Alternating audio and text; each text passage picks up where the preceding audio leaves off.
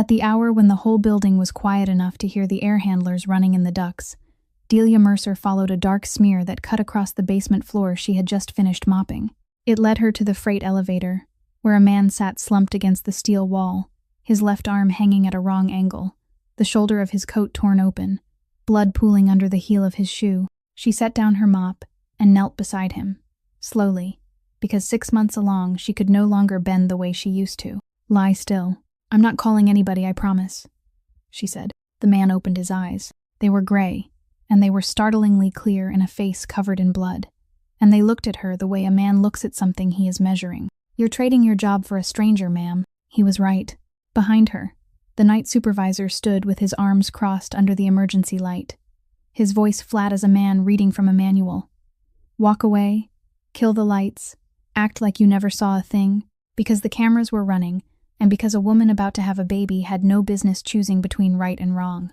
Delia Mercer was 27 years old, widowed that past winter, $340 behind at the clinic, and she had no one left in the world but the child she was carrying. She knew exactly what it would cost her not to walk away. She opened the supply cart anyway, took out her own clean cloth, poured water from her own bottle, and began wiping the blood from the stranger's forehead.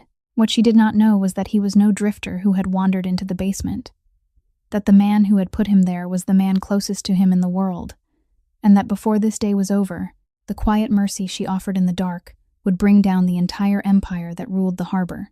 If this story touched something in you, leave a like, share it with someone you think needs to hear it, drop us a few words below, and subscribe to our channel so you can walk through the stories still ahead with us. That night shift had begun like every other night shift, in the low-ceilinged basement lobby where Crew 3 always collected their carts, beneath 2 fluorescent lights, one of them flickering, and left unchanged for 3 winters. Sterling Harbor Tower rose 52 stories beside the bay. By day, it belonged to people in suits who signed contracts longer than a human lifetime. But once the city dimmed its lights, it belonged to a different army, people in gray uniforms, wearing badges with no photographs, riding freight elevators, and never once permitted to walk through the front entrance. Bernice Tuck arrived first, as she always did, set her dented tin box on top of a cart, opened it, and handed out cookies to the whole crew, with the solemn expression of someone distributing wages. She had worked in that building for 22 years. Her right knee had been braced since the winter before last, and she hadn't told anyone about it. She had simply begun cleaning floors by sitting all the way down instead of bending over. Trent Baker took 2 cookies and grumbled about the time clock. The machine was kept inside a locked room at the far end of the corridor, and only supervisors had a key, so no one on the crew had ever seen their own hours appear on its screen. He said he just wanted to know how long he'd been standing here the night before. Bernice told him to eat his cookies while they were still warm.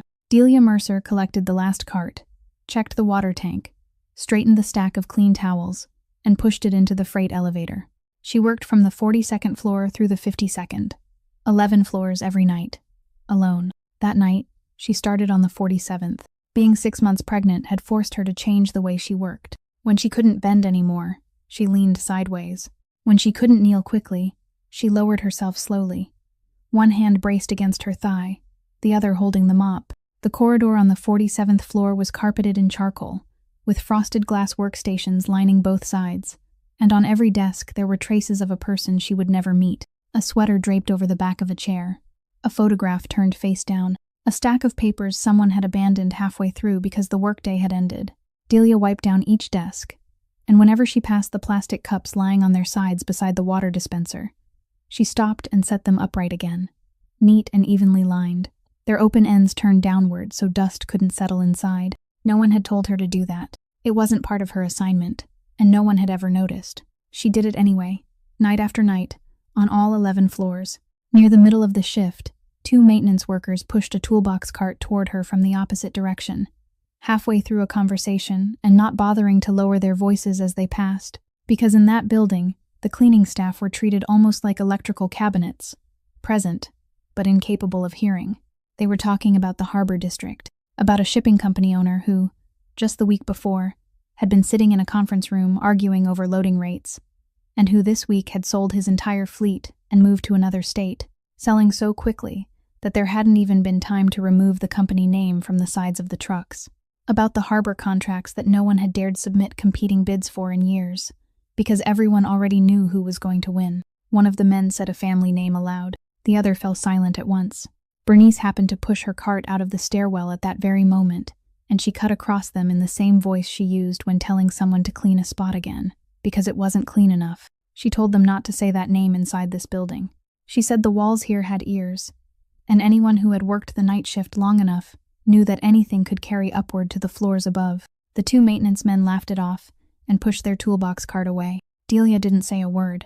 She wrung out her cloth, moved her cart to the next workstation, and kept turning the cups neatly upside down. Dwight Mullen always appeared the same way, without calling ahead, without heavy footsteps, simply there all at once at the far end of the corridor with a radio in his hand, though no one had ever seen him press the button to call anybody. He walked the length of the 47th floor, stopped where Delia was cleaning, and tapped the edge of the radio twice against the side of her cart, exactly the way someone might tap on a cage, so the animal inside would know somebody was standing there.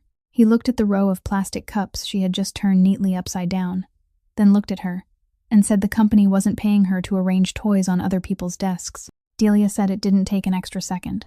He told her everything took an extra second somewhere, and seconds added up to hours, and hours cost money, and the money wasn't hers. Then he tucked the timesheet under his arm, walked back toward the stairwell, and called all of Crew 3 to gather on the landing of the 48th floor, where an emergency light cast a murky yellow circle across the concrete. Bernice went up first, one hand gripping the railing, setting her right foot down before dragging the left one after it. Trent came behind her, still holding the wet cloth in one hand. Delia came last. Dwight stood with his back against the wall, raised the timesheet to eye level, and recited the rule of the building in a flat voice, as though he were reading a procedure that had already been printed and approved.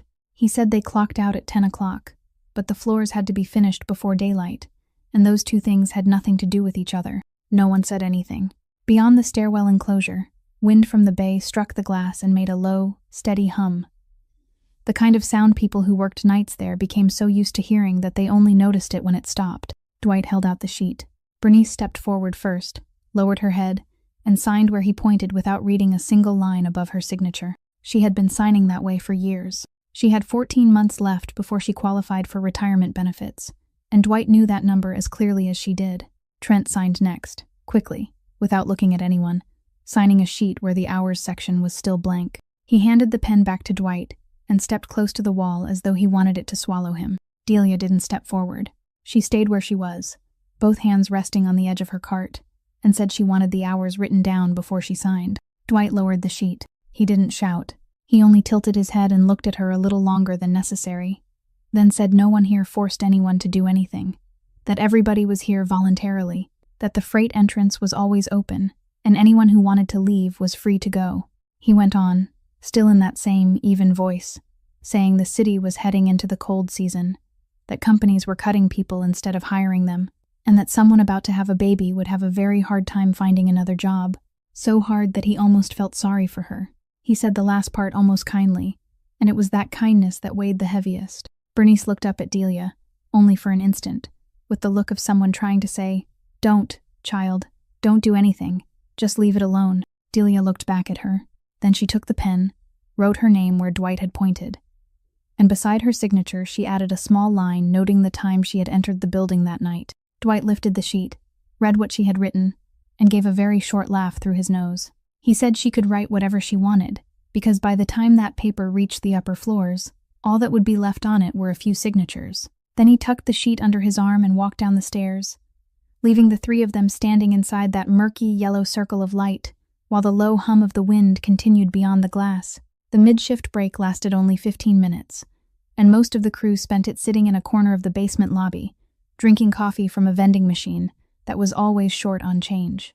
Delia went instead to the emergency stairwell on the 47th floor, to the space between two landings where the concrete was still its original unpainted gray, and there were no cameras. She sat down on the fourth step, both hands curved beneath her belly, and stayed that way for a while before taking out her phone. There was a voicemail from the clinic. The automated voice sounded very clear inside the empty stairwell, calm, carrying no trace of cruelty, and perhaps that was what made it harder to hear than a direct refusal would have been. It said that her ultrasound appointment had been canceled, that the appointment would be rescheduled after the outstanding balance on her account had been paid in full, and that if she had any questions, She should call back during regular business hours. It repeated the last sentence once more, then went silent. Delia held down the button on the side until the screen went dark. She didn't call back. During regular business hours, she was asleep, and sleep was the only thing left that was still free. She sat without moving, drew in a long breath, held it for a beat, then let it out. Inside her belly came a very light kick, almost like a small touch meant to remind her of something, and she placed her hand over that exact spot until it happened a second time. With her other hand, she reached into the pocket of her coat and found the object that was always there, a small brass whistle, worn smooth around the mouthpiece, cold from the night air. She closed her hand around it, turned it once beneath her thumb, then left it where it was inside the pocket. She didn't take it out. She had never taken it out. On the concrete wall across from her was a small window made of wired glass, the kind installed to bring light into a stairwell rather than to provide a view. But from where she sat, she could still see a piece of the city. Snow hadn't begun to fall yet. There was only the murky orange glow of the streetlights reflecting off old snow still gathered on the roofs of the lower buildings. A little farther away stood the eastern tower of the complex, the section where renovation work had stopped long ago, wrapped in scaffolding and green safety netting, its crossing steel beams rising against the sky like the bones of something that had never had the chance to heal. Delia looked at that tower. She looked at it far longer than anyone simply taking a mid-shift break would have. There was no sound in the stairwell except the low hum of the wind beyond the glass and the sound of water moving through some pipe behind the wall. She said nothing. She didn't cry. Her face didn't change. She only looked, and during that stretch of time, something very old passed through her eyes and then settled back into the place where it had always been. Then she looked away from the window. She braced one hand on the step above her, the other against her knee, and stood the way a woman 6 months pregnant had to stand. Slowly, steadily, one joint at a time, she brushed the concrete dust from the back of her uniform, put her phone into the right pocket, left the little brass whistle resting undisturbed in the left, and pushed open the emergency door to step back into the corridor, where her cart was still standing exactly where she had left it, and where there were still 5 more floors to clean before daylight. By the time Delia finished the remaining 5 floors, the building was completely still. She rode the freight elevator down to the basement to return her cart, only to follow that fresh, dark smear across the concrete she had mopped hours before. Dwight Mullen had caught her there, ordered her to turn a blind eye, and walked away. As the elevator doors closed behind him and his footsteps finally faded down the corridor, all that remained was the murky yellow glow of the emergency light, too narrow to cover the whole body of the man sitting with his back against the steel wall. Delia pulled the cleaning cart closer so she would have something to brace her hand against, then reached into the lower compartment and took out 2 aluminum squeegee rails, the long kind used for cleaning windows, along with the roll of black electrical tape she always kept there, because the mop handle had a habit of coming loose. She set everything on the floor beside him and told him this was going to hurt. He didn't answer. She slid the first aluminum rail along the inside of his left forearm and the second along the outside, held them in place with the tips of 2 fingers, then began wrapping the tape from just below the elbow downward. When she pulled the first turn tight, he drew in a breath through his teeth, and his entire body stiffened. But he didn't make a sound, and he didn't pull his arm away. He had a phone in the inside pocket of his coat, still intact, its screen still lit. He had 6 men waiting for orders in a room 15 minutes away by car, and with a single call, this basement could be filled with his people within half an hour. He didn't dial a single number, because the only person in the world who knew he had gone out alone tonight, under a name that wasn't his own, was someone inside his own organization, which meant every number saved in that phone could belong to the person who had sold him out. Delia wrapped another turn of tape, bit through it with her teeth, then pressed the edge down firmly with her thumb. She asked if he could still feel his fingertips. He moved his thumb and index finger slightly, then nodded. She said that was good, told him to leave it exactly as it was, and not to try lifting the arm. Somewhere above the ceiling, a ventilation fan started up and then shut off again. He spoke for the first time since the doors had closed, and what he said wasn't thank you. He told her she had just done something foolish. He said she had 15 minutes to run after Dwight down the corridor, tell him she had been confused, that she hadn't seen clearly, that she was sorry, and maybe by morning he would reconsider. His voice was calm, without the slightest edge to it, like a man laying out an option that was still available, rather than scolding her. Delia dipped a clean cloth into what water remained in the tank, wrung it out, then wiped the concrete dust from his wrist. She said they could take her job. Then she added, more slowly, that they couldn't take the place where she was standing. He was silent for a long time after that. Inside the elevator, the sound of their breathing was clearer than the machinery running through the pipes overhead. Then he asked where she had learned first aid. And he asked it in the voice of someone who had been watching her all along, and was now confirming something he had already suspected, because not many people knew a fracture had to be splinted above and below the break, and even fewer remembered to check the fingertips afterward. Delia didn't look up. She said her father had taught her. He asked what her father had done for a living. She said he had been a fire captain. She added that when she was little, he used to teach her those things by turning them into games in the living room, telling her that she had to know how to do them before the day came when she needed them. When she finished, she cut the tape, wound the unused end back around the roll, and returned it to the cart. The man didn't respond. Delia looked up and caught that exact moment, the moment when something very fast and very dark passed across his face and vanished, like headlights sweeping across a ceiling at midnight, there for an instant and gone the next. He turned his face away and looked toward the dark corner of the elevator where the emergency light couldn't reach. He said nothing for so long that Delia thought he had lost consciousness again, and she reached out to touch his neck and check his pulse. It was still there, slow and steady. Then he opened his eyes, still not looking at her, and said only one thing. He said that by tomorrow morning, this city would be more different than she could imagine. Delia sat down on the steel floor a short distance from him, pulled her coat closed over her belly, and didn't ask what he meant. Delia hadn't even realized she'd dozed off sitting against the side of the cleaning cart, and when she opened her eyes, the freight elevator was empty. The emergency light was still the same murky yellow.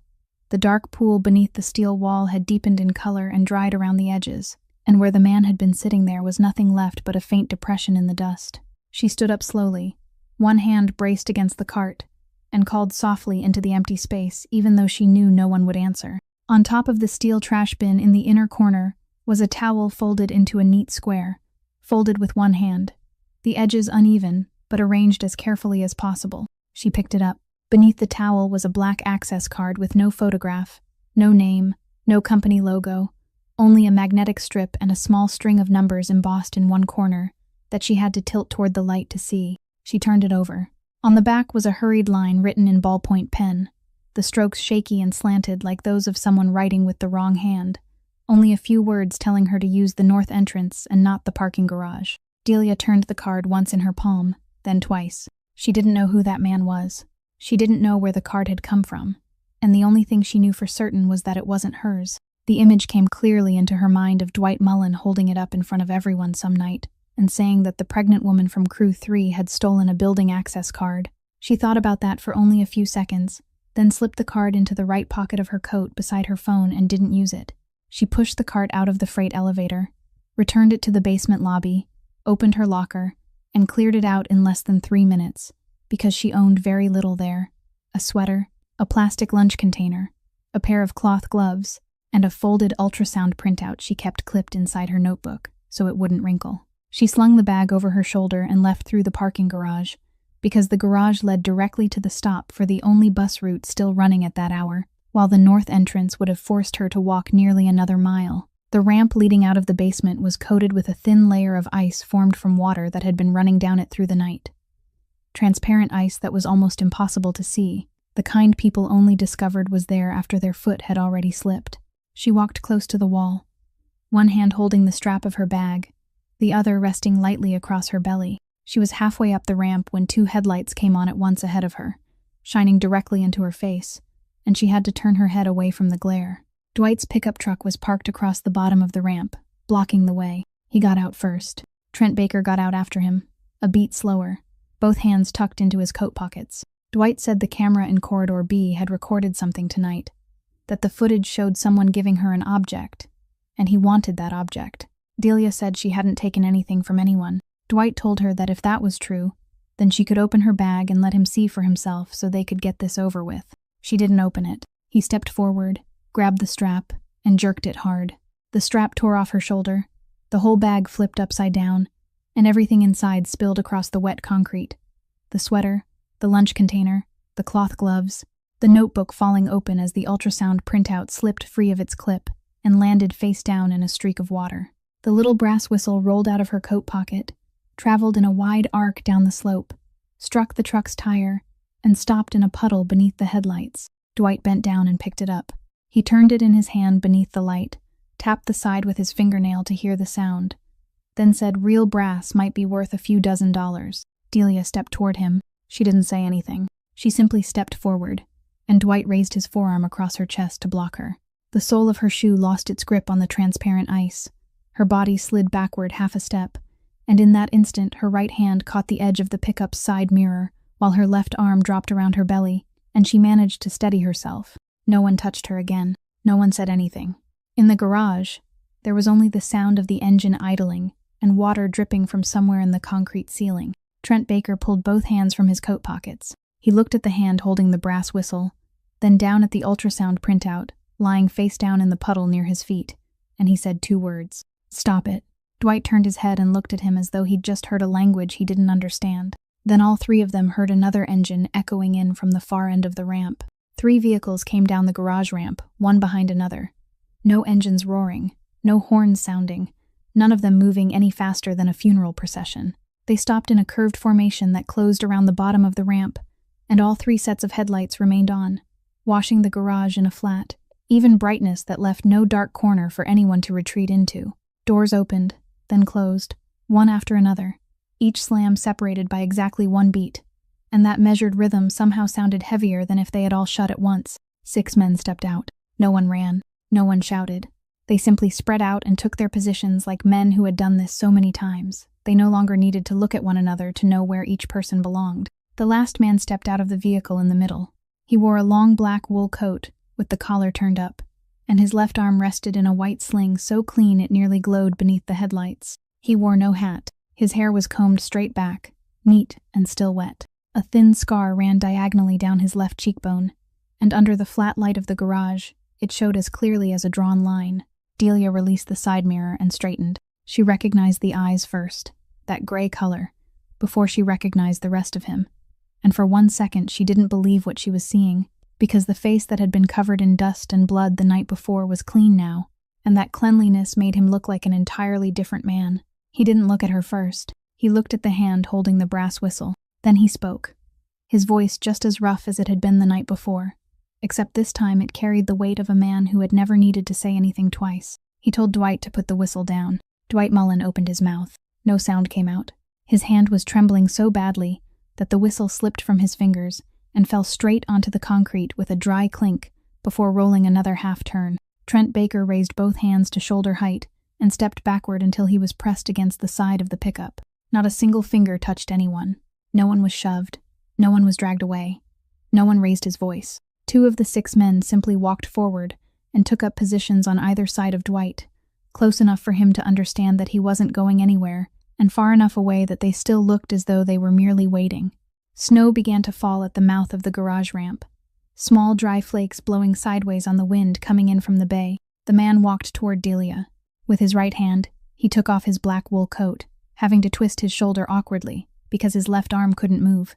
And when one of the men stepped forward to help, he gave a slight shake of his head. He draped the coat over Delia's shoulders. It still held his warmth, was heavier than she had expected, and fell almost to her ankles. He said nothing while he did it. Then he walked to the middle vehicle, opened the rear door himself, held it, and waited. Delia looked down at her belongings, still scattered across the wet concrete. One of the men had already moved quietly over to them, picking up each item one by one, including the ultrasound printout, gently shaking off the water before placing everything back inside her bag and bringing it to her. The brass whistle was picked up last and placed in her hand, wet and cold. She walked toward the vehicle. Before getting inside, she looked up at the man holding the door and asked who he was. He didn't answer. He simply waited until she was completely inside, then closed the door gently with the flat of his palm. The salt and pepper-haired man standing nearby, the one who had remained with him the entire time, opened the front door and answered for him in a calm voice, as though he were reciting the name of a street. He said that was Rafferty Donnelly. The car didn't take her home. It followed the road along the bay, past container yards stacked high in rows of rust-colored steel, then turned into an old refrigerated warehouse district on the south side of the harbor, where the smell of salt and machine oil was so heavy Delia could catch it even before the car door opened. She had imagined a glass building, an elevator with music, a secretary. There was none of that. There was an outdoor iron staircase running along the side of the warehouse, its railing flaking paint, every step coated with a white crust of salt, and at the top, a wooden walkway leading to a single room built on the roof. They asked her to sit on a bench against the corridor wall, handed her a cup of hot coffee, and no one asked her a single question. From where she sat, through the open doorway, she could see everything inside. The room had a ceiling so low that a tall man had to duck beneath the crossbeam. There were no pictures on the walls. There was only an enlarged map of the harbor covering almost the entire eastern wall. 11 piers drawn in black ink, crowded with circles, slashes, and numbers written in red marker, some so old they had faded to pale pink, others still glossy with wet ink. The desk was a thick slab of wood laid across 2 stained plastic shipping crates, the kind still used to carry frozen fish. The window behind it looked straight down over all 11 piers, and in the gray light of that morning, the cranes were beginning to move. Rafferty Donnelly sat behind the slab of wood, his left arm still in the sling, his right hand opening a stack of papers and holding it flat with his elbow. Then a man was brought upstairs. He was somewhere past 50, wearing a heavy coat, a knit cap clenched in his hands, and he kept twisting that cap from the moment he stepped through the doorway. He asked for more time. He spoke very quickly, talking about winter, fuel prices, a customer who was late with payment, and he told the story the way a man tells something he has rehearsed over and over in the car on the way there. Rafferty Donnelly didn't interrupt him once. He waited until the man had finished, then reached for a glass, and the water pitcher sitting at the corner of the desk filled the glass and pushed it across to him. He asked about the tugboat. He asked specifically whether the boat the man had bought on installments earlier that year was running smoothly, whether the engine had been replaced yet, whether the next payment was due at the end of the month or the beginning. The man answered each question, more slowly every time, and Delia saw clearly the exact moment he understood that the man sitting across from him knew more about that tugboat than he did himself.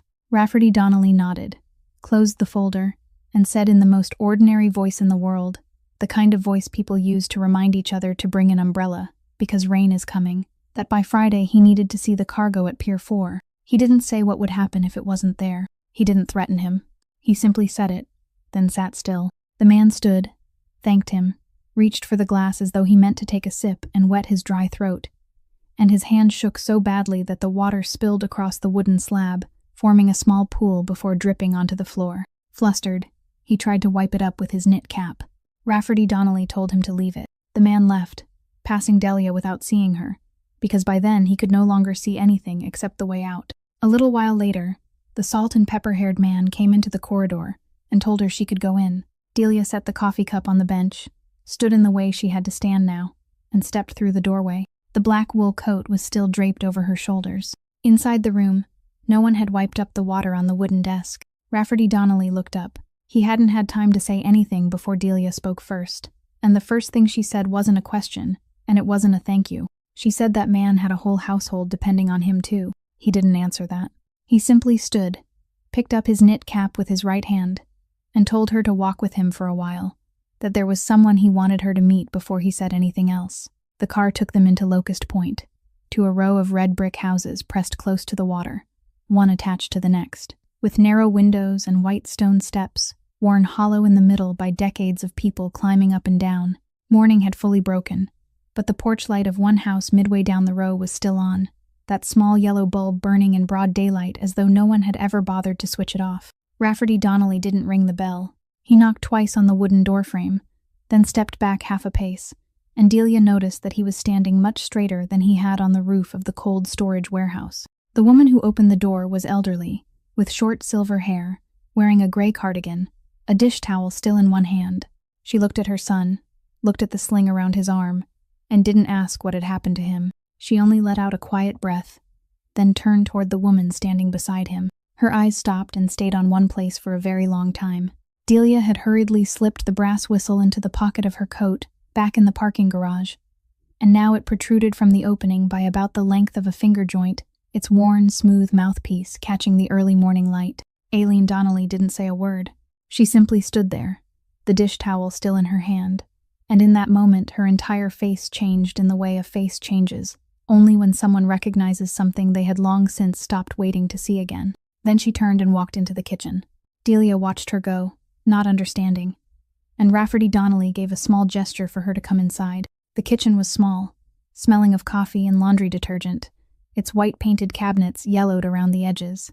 Aileen pulled open the bottom drawer, a heavy drawer that stuck and had to be lifted before it would slide out. And inside were the kinds of things older people tend to keep. Old bills, a coil of cord, several keys that no longer had locks to open.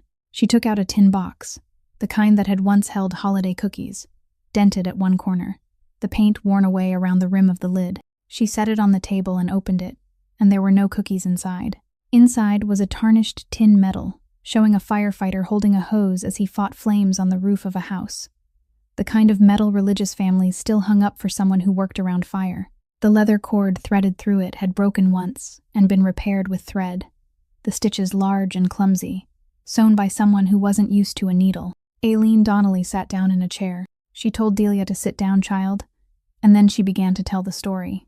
She said that back then she had lived in the second-floor apartment at 1400 Fort Street, and that on the night it happened, she was 7 months pregnant. She said that when the fire reached the floor below, the hallway filled with smoke and she couldn't make it down, so she crouched against the base of the wall, because that was the only place where she could still breathe. She said she heard people shouting outside, and she heard the order to pull out very clearly, because the roof was about to collapse, and they were calling everyone out of the building. She said she had never forgotten that moment, the moment when she heard footsteps running away instead of coming closer. Then she said one man went back in. Not once.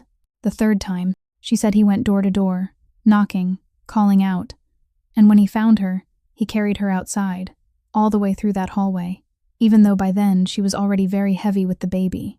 She said that when he set her down on the stretcher, her hands were shaking so badly she couldn't hold anything, and he took the medal from his coat pocket and pressed it into her palm, telling her to hold on tight to it so she wouldn't shake so much. Then he turned away, because there were still other people inside. Aileen Donnelly paused for a while. She pushed the tin box across the table toward Delia. Then she said the last thing, and she said it very slowly. She said he didn't ask who I was. She said he didn't ask what my husband did for a living either. Delia didn't touch the box. She looked at the metal lying inside it, looked at the large, clumsy hand stitches that had joined the leather cord back together. And she recognized that kind of sewing, because her father had sewn the same way, just as awkwardly, and whenever something in the house broke, he used thread to fix it instead of buying a new one.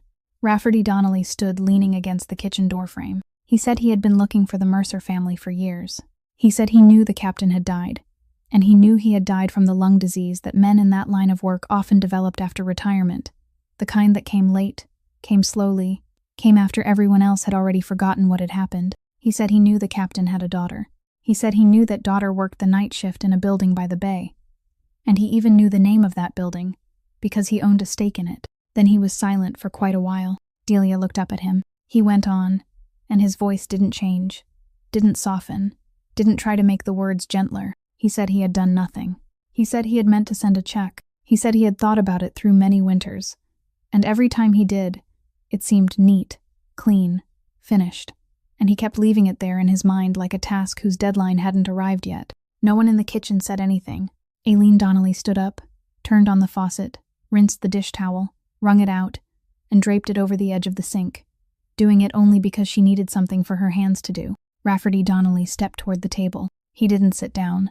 With his right hand, he lifted the medal from the tin box, held it in his palm for a moment, then extended it toward Delia. She opened her hand. He placed it in her palm, and kept his hand there for one extra beat before drawing it back. He said, "This isn't a gift." He said, "This belongs to your family." He said, "It only stayed with mine for 25 winters. Delia closed her fingers around the piece of tin. It was lighter than she had expected, and cold, and one edge had been worn smooth where someone had often held it. She sat without moving.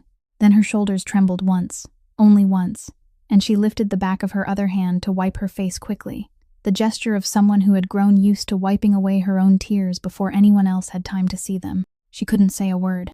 Aileen Donnelly turned back, placed one hand on Delia's shoulder, and simply left it there. The next morning, before daylight had fully broken, people were already waiting at Pier 4. Wes Corrigan had called them one by one the night before, and in each call he gave only the location and a single instruction: don't bring your phone. All 8 loading crew chiefs showed up. They stood in a straight line in the narrow space between 2 rows of shipping containers, stacked 3 high, rust-colored steel blocks, rising on either side like fortress walls, cutting off the wind from the north, while funneling the wind from the bay straight through the passage, that cold, salt-heavy wind that made people's eyes water. No one spoke to anyone else. A few men stamped their feet to keep warm. High above them, a crane beginning the early shift lowered its cable with a long metallic shriek that stretched out, stopped, then stretched out again. Rafferty Donnelly arrived last, walking alone from the entrance, his left arm still in the sling. He greeted no one.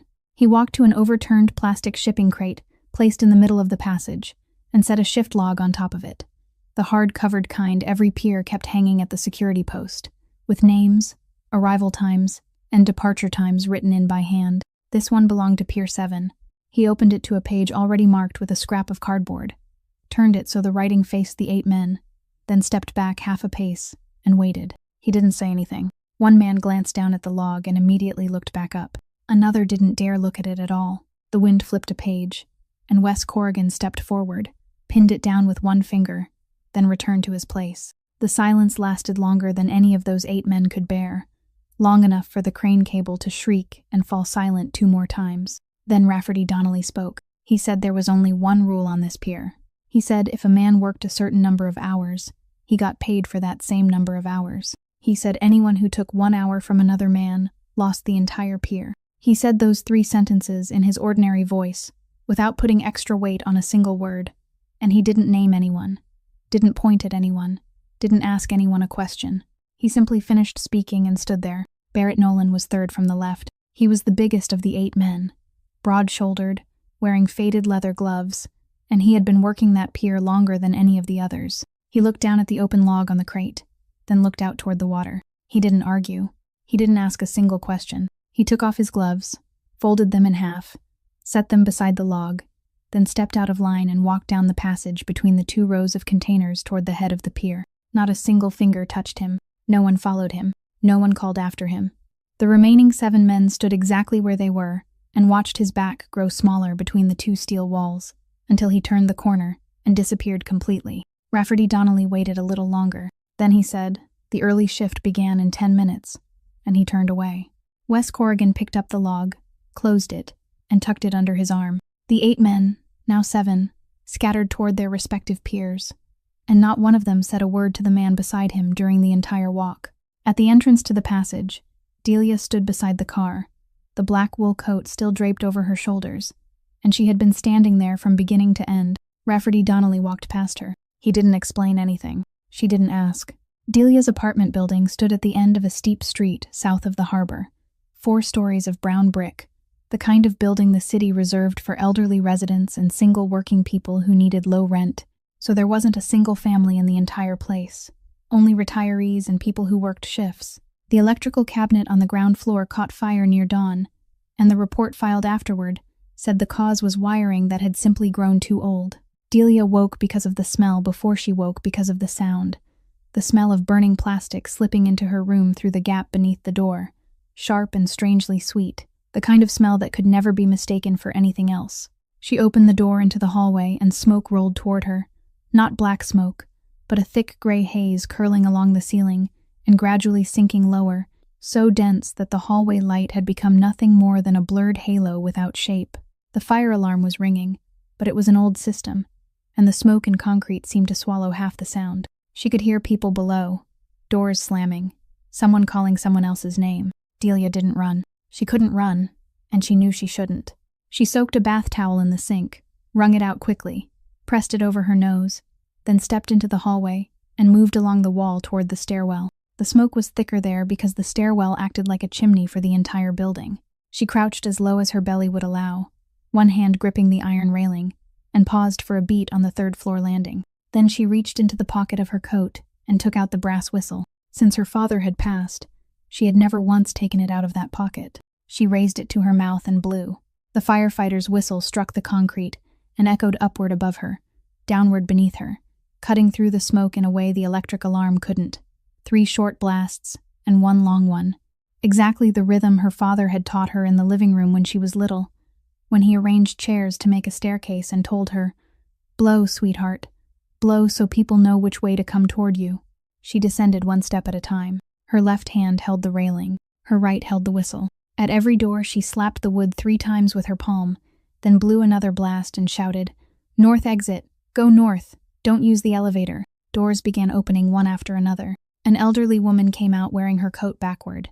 Two men who worked the night shift at the cannery had only just gotten home and hadn't even taken off their shoes. Delia sent them toward the north exit, then turned back toward the third floor, because Bernice Tuck lived in the last apartment down the hall, and Delia knew that braced knee couldn't make it down the stairs alone. Bernice was sitting on the edge of her bed, hands shaking as she tried to put on her shoes.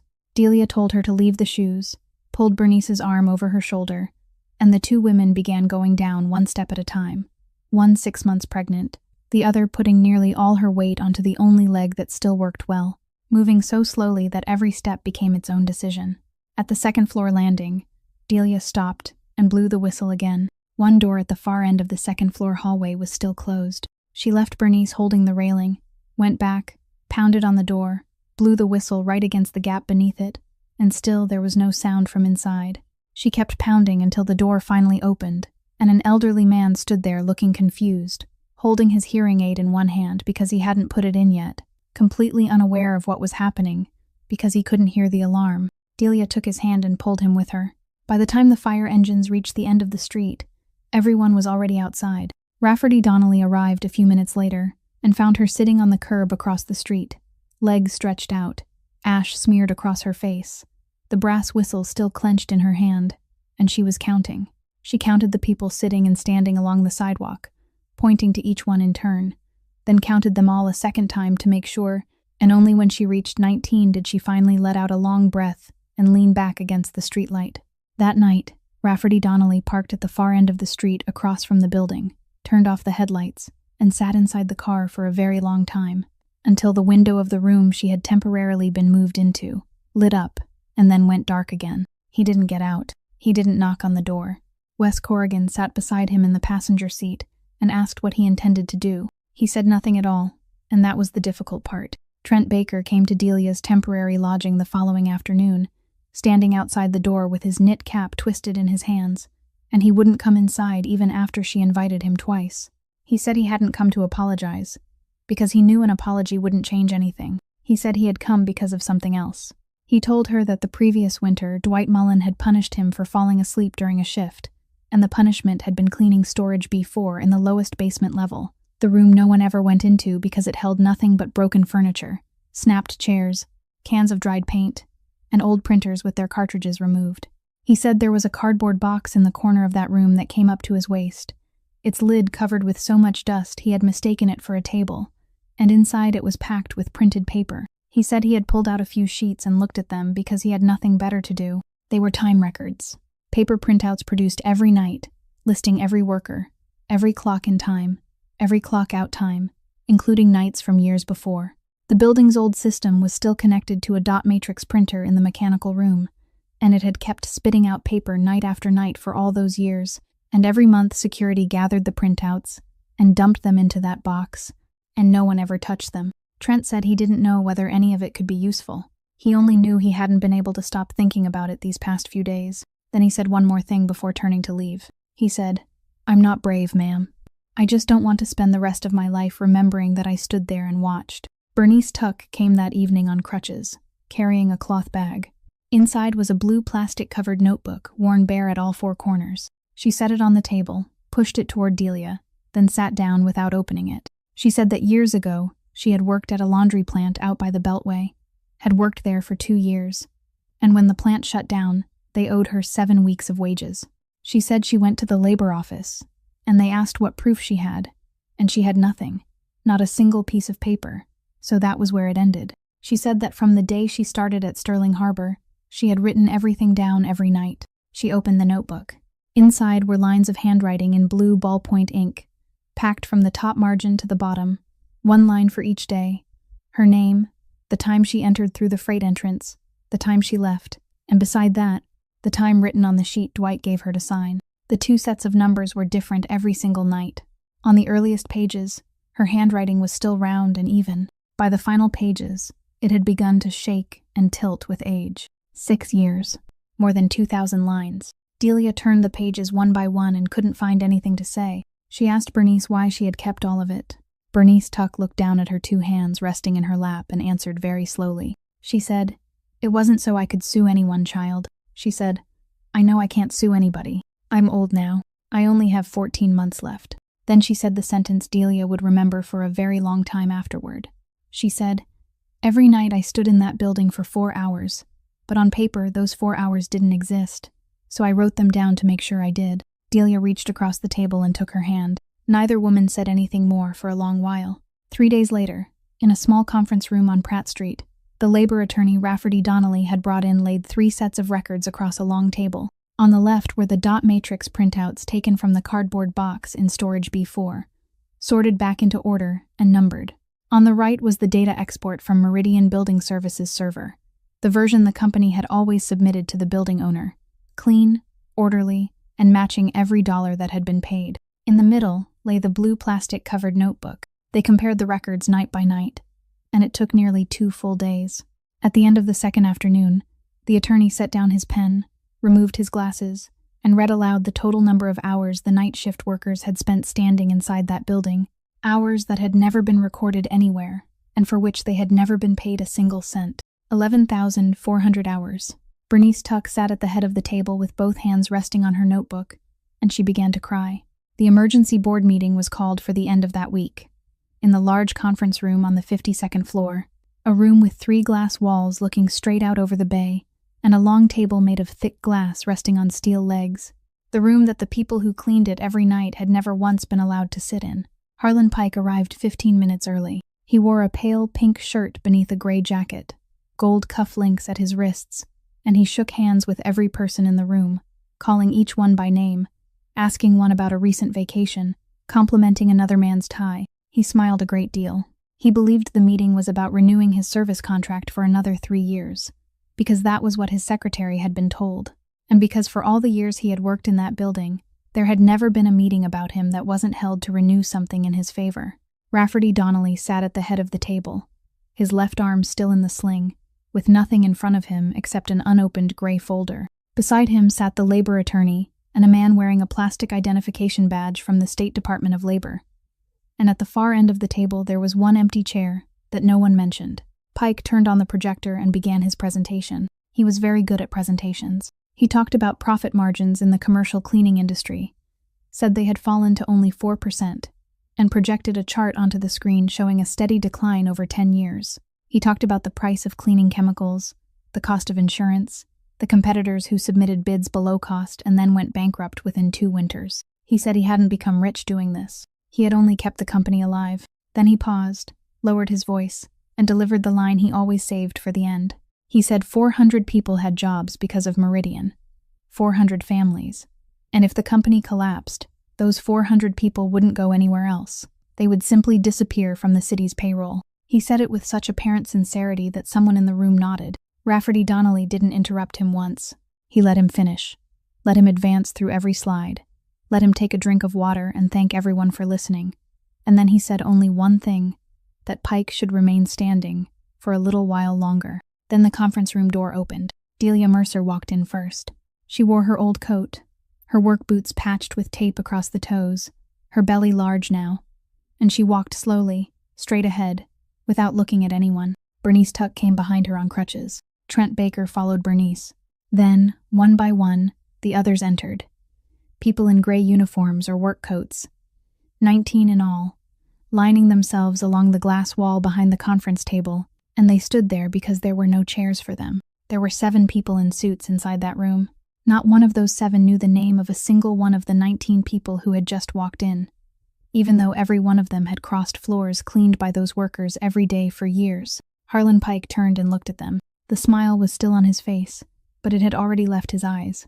He said this was a shareholders' meeting, then added that this wasn't a place for janitors. He said it and gave a short laugh, looking around the table for someone to laugh with him. No one did. Delia stepped up beside the table. From her cloth bag, she took out the blue plastic-covered notebook, worn bare at all 4 corners, and placed it on the glass tabletop directly in front of where Harlan Pike was standing. The plastic cover touched the glass with a very soft sound. The labor attorney stood up and began laying documents across the glass table, 1 stack at a time, without rushing. The first stack contained the dot matrix printouts taken from storage B4, arranged by night and stamped with page numbers. The second was the data export meridian submitted to the building owner every month.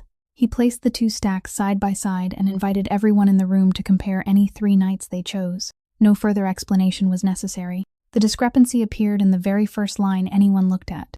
Then he opened the third file, Meridian's payroll roster for this building, and circled 14 names. He said those 14 people had tax identification numbers, had accounts receiving wages, appeared on the monthly payroll, and not one of the 19 people standing along the glass wall had ever met them, because none of those 14 had ever set foot inside the building. The final file contained supply invoices. He read aloud the amount of floor cleaning solution Meridian claimed to have provided Sterling Harbor during 1 quarter, then asked Bernice Tuck how many containers Crew 3 actually received each week. She answered 2. No one in the room said anything. Harlan Pike set the projector remote down on the table.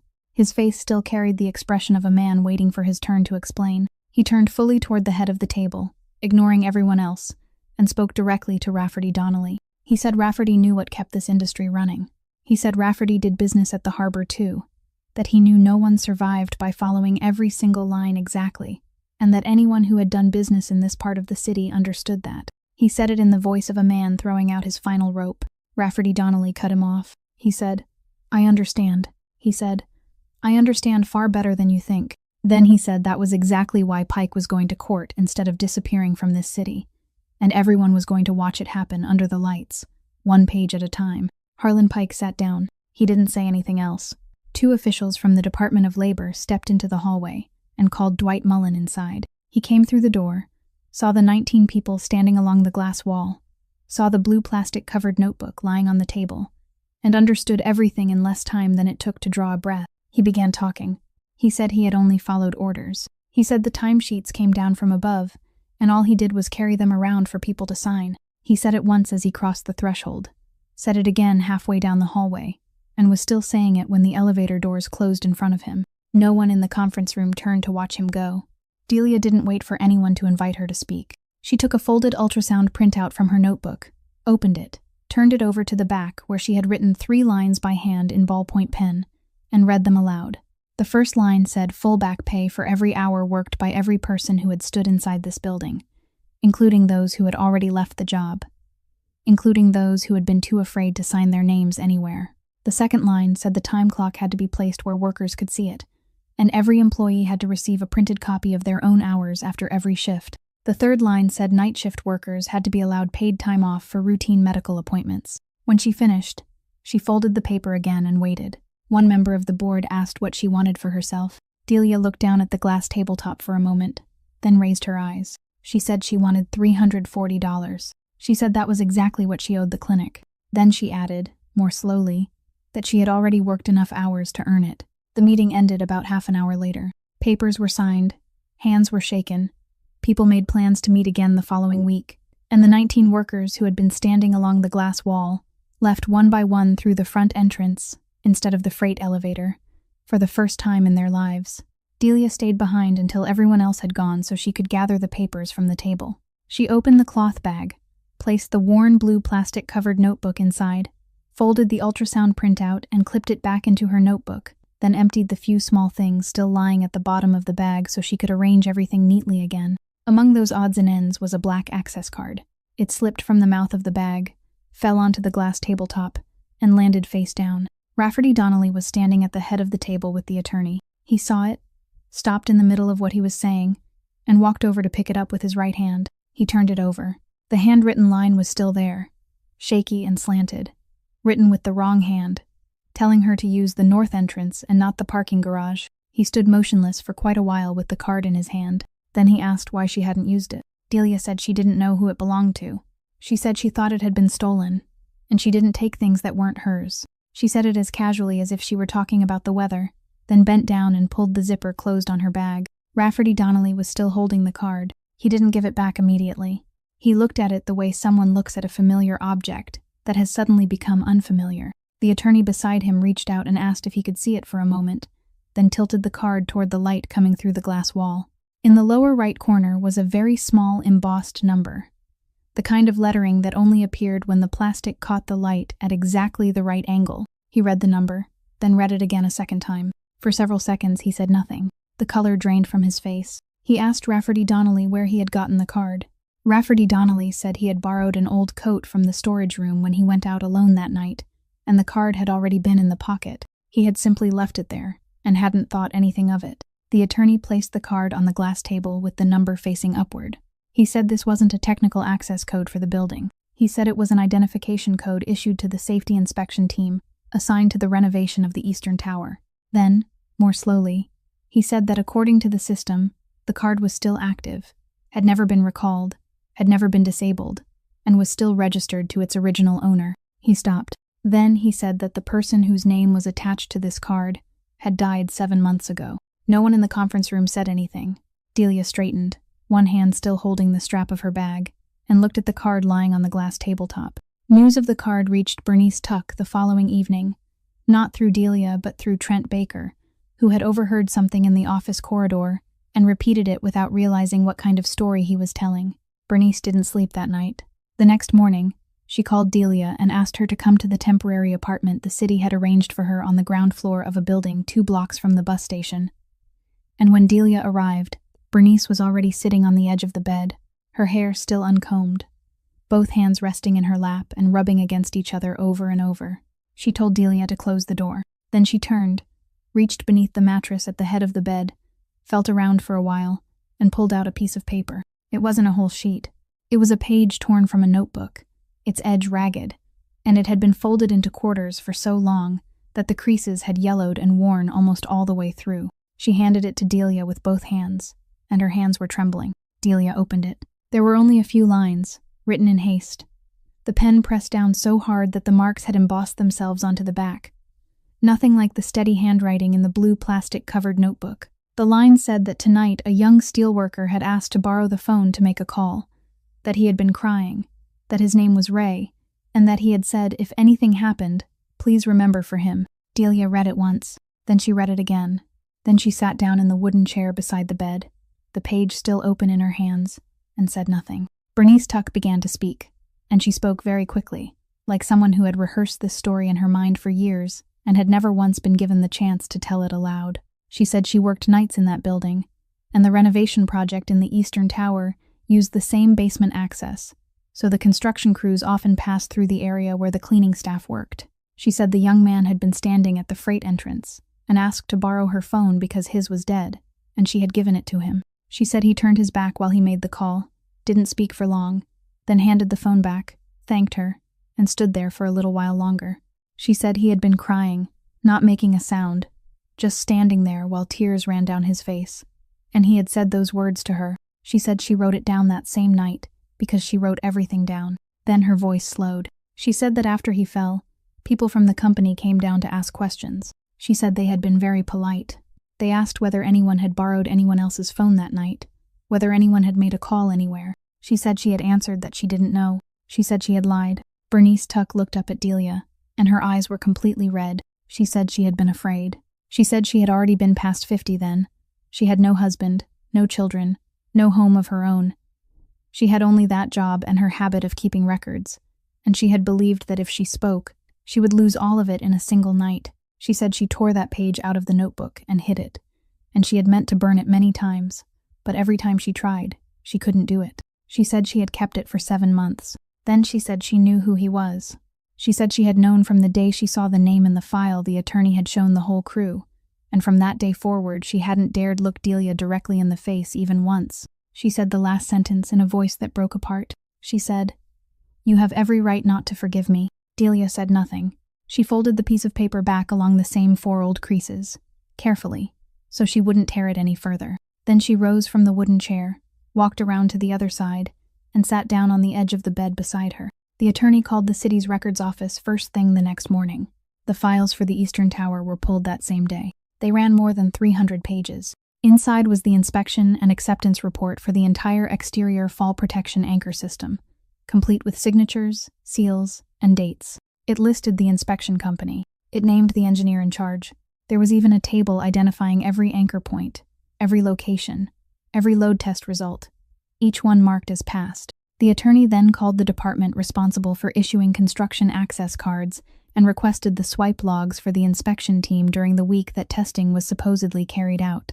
The logs arrived 3 hours later. Throughout that entire week, there hadn't been a single card swipe onto any of the work platforms of the Eastern Tower. No one had gone up. Not one anchor point had been touched. The entire inspection report had been written from the ground. The attorney looked up the inspection company. It was registered to an address in Dundalk, a warehouse that had been subleased 3 times. It had no employees, no equipment. The owner was another company. That company belonged to another company after that. At the 3rd layer, the trail ended with a filing that named a representative familiar throughout the financial network the Donnelly family had operated during the years before Rafferty took control, and the man who had run that network was Fintan Donnelly.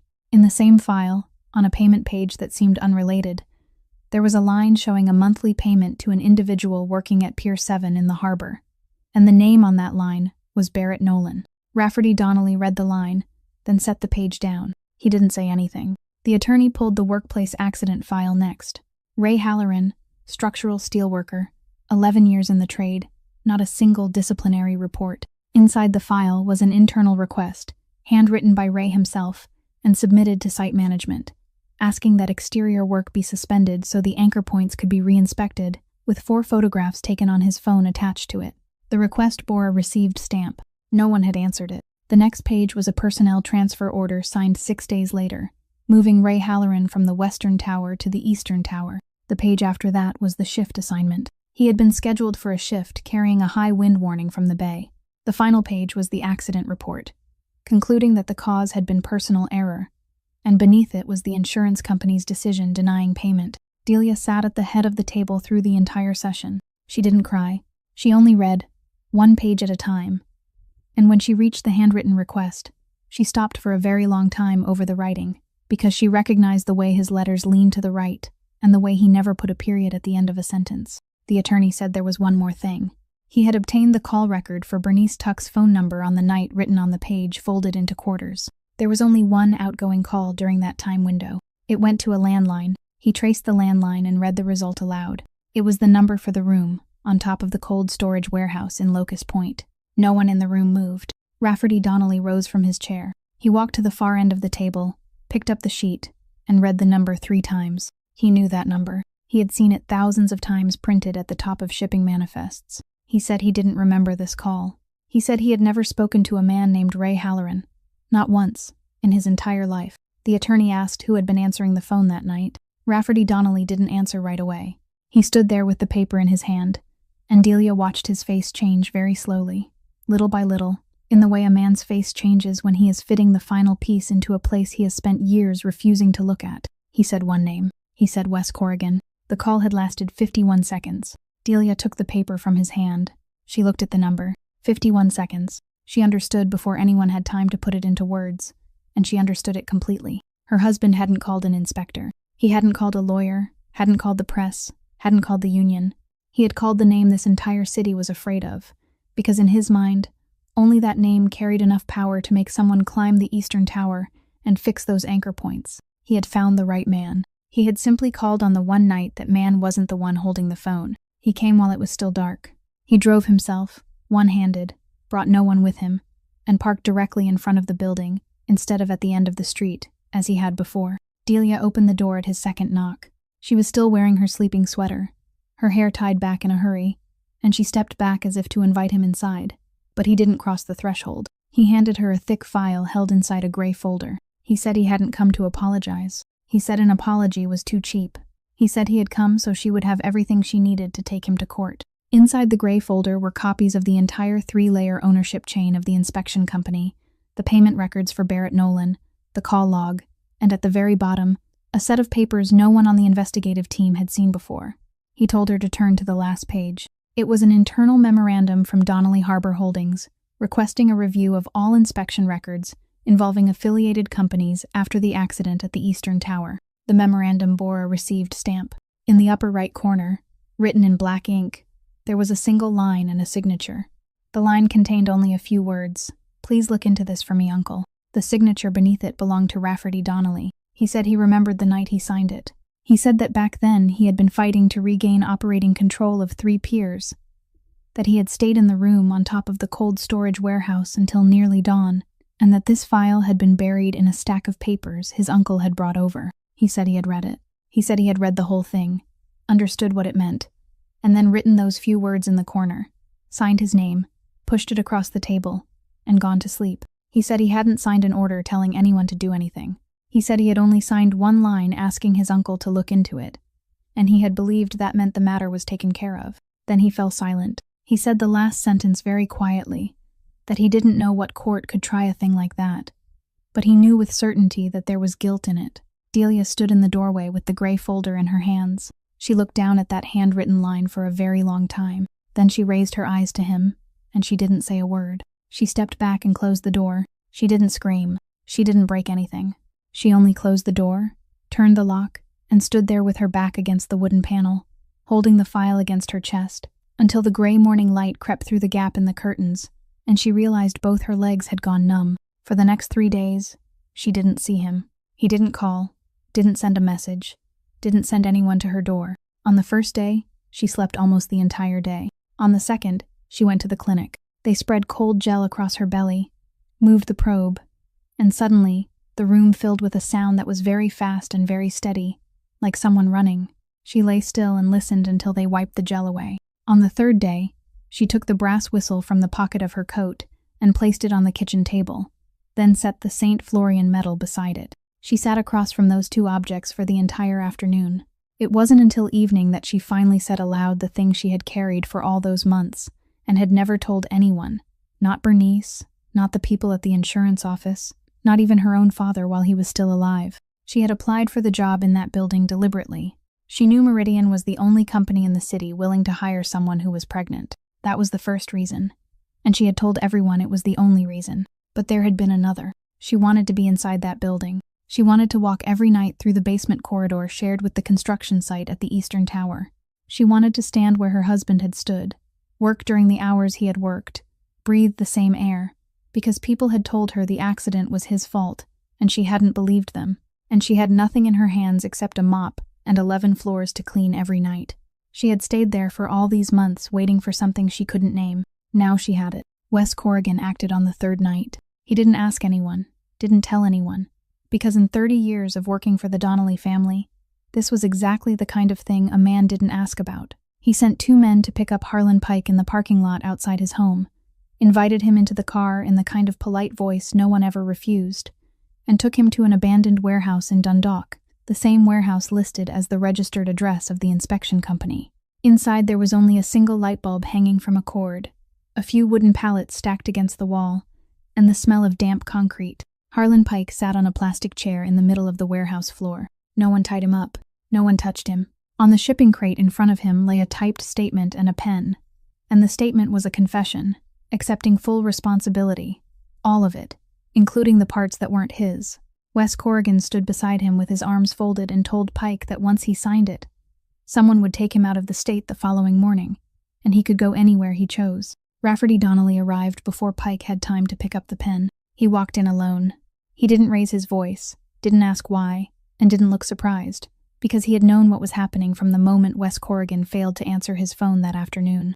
Wes Corrigan turned to face him and didn't look away. He said he was doing this for him. He said there was enough now to drag the entire Donnelly family into court, and if they let it follow the paper trail, that name would be spread across the newspapers for 3 years. His mother would read it at the grocery store at the end of the street, and everything his father had built would come apart in a single winter. Then he said the truest thing he had ever said in his life. He said if you want clean hands, somebody still has to be dirty. That's how it has always worked. And the man who gets dirty for you has to be me. Rafferty Donnelly didn't answer that. He took off his black wool coat, awkwardly because of his left arm, folded it, and placed it on a wooden pallet. Then he took his phone from his pocket, turned on the recorder, and laid it face up on the shipping crate beside the typed statement. He began to speak. He gave his full name. He stated his position at Donnelly Harbor Holdings. He read the identification number of the internal file concerning the review of the inspection companies, read the date it had been received, and then read word for word the handwritten line in the upper right corner, along with the fact that the signature beneath it was his own. He said he had read that memorandum and had passed it along without doing anything more. He said all of it in an ordinary voice, without hesitation, without correcting a single word, and he said it first, before mentioning anyone else. Wes Corrigan stood frozen. He stepped forward as though to reach for the phone, then stopped with his hand halfway there. He said, "You've lost your mind." Rafferty Donnelly looked up at him and said he'd been dirty for a long time already, and that was exactly why he couldn't allow Wes to get any dirtier for him. He said that if Wes did this tonight, the price wouldn't be the honor of the Donnelly family. The price would be that those 11,400 hours would never be paid to anyone, because the whole thing would be buried with one man who had disappeared. Then he turned toward the plastic chair in the middle of the warehouse floor and told them to let the man go. Finton Donnelly received him in the living room of his house on the north side of the city, a room that was always warmer than necessary because the hip he had replaced could no longer tolerate the cold. He wore a charcoal turtleneck sweater and sat in an armchair, and from the very first greeting, he called Rafferty Donnelly son, just as he had since the days when Rafferty hadn't yet grown tall enough to reach his shoulder. He poured tea for both of them before getting to the point. He said he knew everything.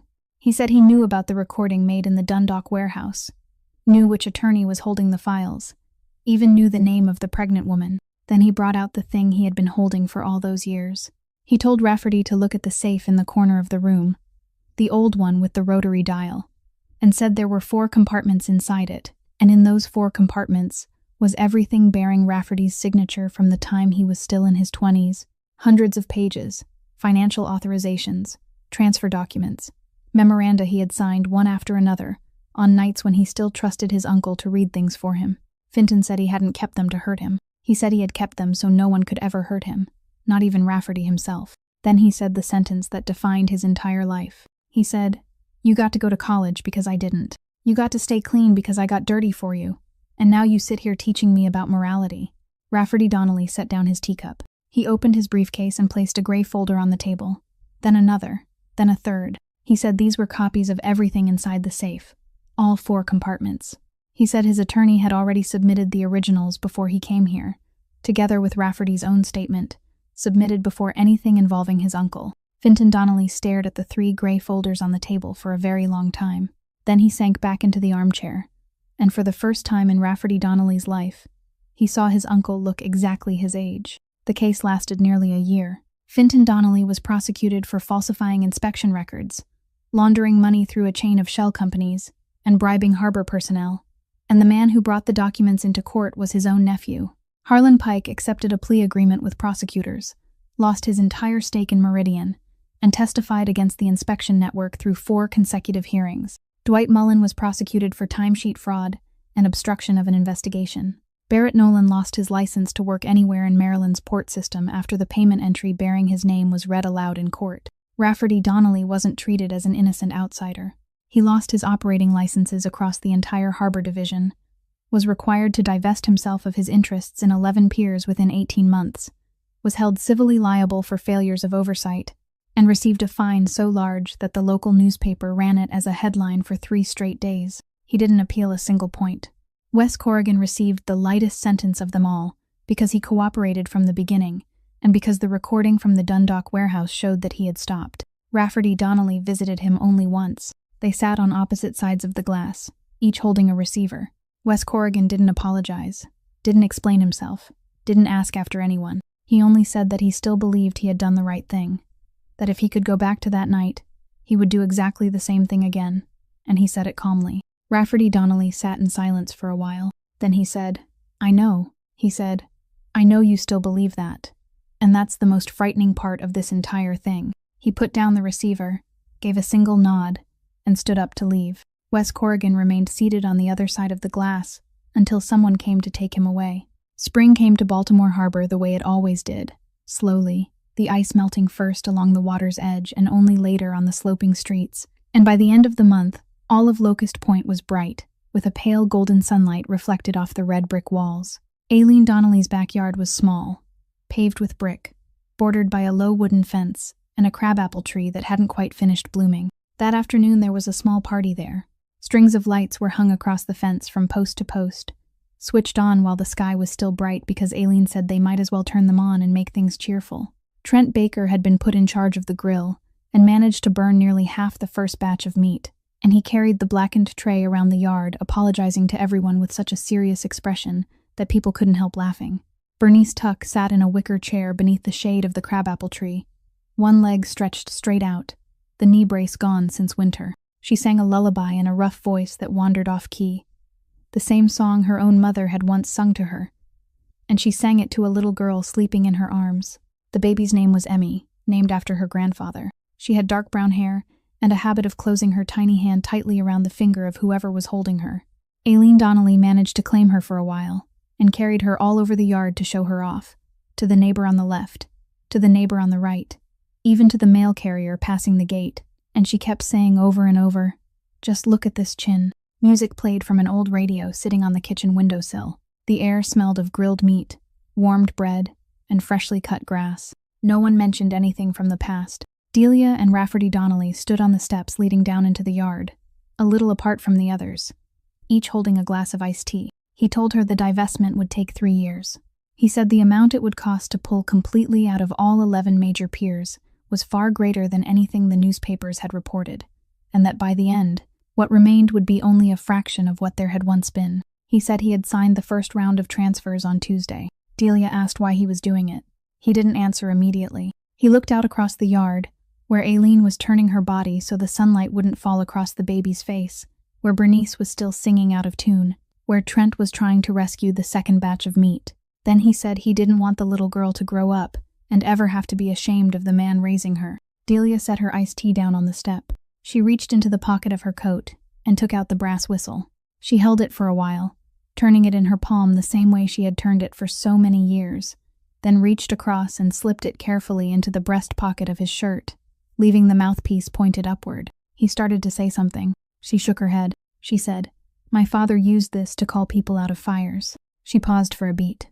Then she said, "But you already found your own way out." He lowered his head and looked at the whistle in his pocket. For a long time, he couldn't say anything, and when he finally looked up, his eyes were red, and this time, he didn't try to hide it. He held out his right hand. Delia took it. They stood that way on the steps without saying anything more, looking out over the small brick paved yard with the string lights stretched across the fence and the crabapple tree still not quite finished blooming. In the middle of the yard, Aileen Donnelly was carrying the child she already held as her own granddaughter around for the 3rd time, and she stopped in front of Bernice Tuck so the older woman could get a better look. Bernice held out one finger. The little girl wrapped her hand around it. Both women laughed, and the sound of that laughter carried all the way up to the steps where the other two were standing. The kitchen door remained open all afternoon. No one bothered to close it, and the sunlight simply kept passing straight across the threshold and into the house. By the bay, another night shift began the way night shifts had begun there for so many years. The 52-story tower stood in its place, darkening from the top down as the office floors switched off their lights one by one. And at the very bottom, in the low-ceilinged basement lobby, a new time clock had been installed. It wasn't locked away inside any room. It stood right in the middle of the lobby beneath a bright white light that had replaced the old flickering fluorescent bulb, where everyone who passed could see it. The workers in gray uniforms came to collect their carts and formed a short line in front of the machine, swiped their cards, waited for a small beep, then bent down to take the slip of paper that had just printed. That slip carried their name, the time they entered the building, and later it would carry the time they left. Some folded it in half and tucked it into a breast pocket. Some clipped it inside a notebook cover. One older woman carefully smoothed her slip flat before putting it away, as though it were an important document, and perhaps that was exactly what it was. Then the freight elevator doors opened, and they pushed their carts inside, and the building began to be cleaned again from top to bottom, while the rest of the city slept. Some buildings rise so high that people forget they remain standing because of human beings who are never allowed to walk through the front entrance. And perhaps the thing most worth remembering is that a person's worth has never depended on the floor where they work, but on whether they are willing to kneel when they see someone lying on the ground. Kindness is only truly kindness when it costs something, and justice sometimes begins with something as small as recording honestly the number of hours a person has given.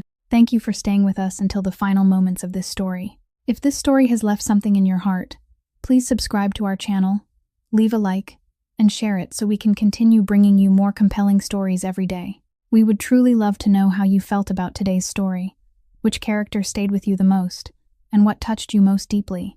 So please leave a few words in the comments, and let us hear the feelings that come from your heart. We wish everyone watching this video lasting good health, a joyful life, and peace in every day ahead. Goodbye for now, and we'll see you again in the next video.